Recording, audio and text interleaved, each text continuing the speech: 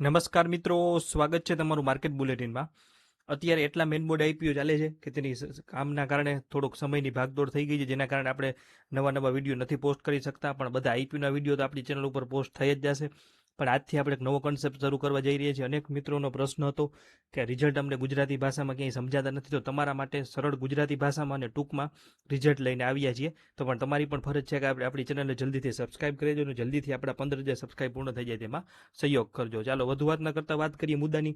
વાત કરવી છે એનસીસી લિમિટેડનું પરિણામ આવી ગયું છે.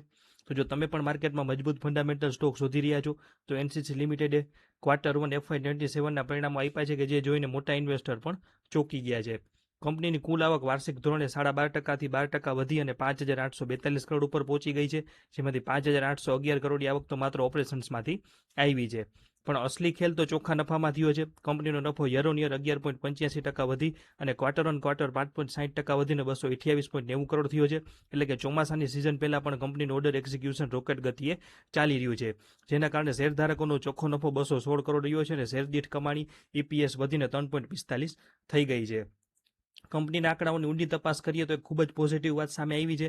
મોંઘવારી વચ્ચે પણ એનસીસીએ તેના સબ કોન્ટ્રાક્ટર અને ઓપરેટિંગ ખર્ચ ઉપર કડક નિયંત્રણ રાખી અને કુલ ખર્ચો 5534 કરોડ સુધી સીમિત રાખ્યો છે. સૌથી મહત્વની વાત એ છે કે ગત માર્ચ ક્વાર્ટરમાં જે વ્યાજ ખર્ચ 50.40 કરોડ હતો તે આ ક્વાર્ટરમાં ઘટી અને 42.23 કરોડ થઈ ગયો છે, એટલે કે લગભગ 8 કરોડ રૂપિયા જેવી વ્યાજ ખર્ચમાં બચત થઈ ગઈ છે. અને વ્યાજનો બોજ ઘટે એટલે સીધો કંપનીની પ્રોફિટેબિલિટીને સીધો ફાયદો થાય. સાથે જ કંપનીનો મુખ્ય કન્સ્ટ્રક્શન બિઝનેસ 5759 કરોડની આવક લાવ્યો છે અને રિયલ એસ્ટેટ સેગમેન્ટની આવક પણ વાર્ષિક ધોરણે 89%થી વધુનો મોટો ઉછાળો જોવા મળ્યો છે. હવે સૌથી મોટો ટ્વિસ્ટ પરિણામો સાચા છે કે નહીં તે જાણવા માટે જ્યારે મેં ઓડિટર રિપોર્ટ ચેક કર્યો ત્યારે દેશની સૌથી પ્રતિષ્ઠિત ઓડિટ ફર્મ SR બાટલીબોય એસોસિએટ્સ દ્વારા એનસીસીના આંકડાઓને 100% ક્લીન ઓપિનિયન આપવામાં આવ્યું છે. એટલે કે ઓડિટરે સ્પષ્ટ કહ્યું છે કે કંપનીના રિઝલ્ટમાં કોઈ પણ ગડબડ કે ખોટા આંકડા નથી. આ રિપોર્ટમાં કંપનીની 34 સબસિડરી, 42 જોઈન્ટ ઓપરેશન અને વિદેશી બ્રાન્ચીસનો ડેટા પૂરી પારદર્શિતા સાથે જોડવામાં આવ્યો છે.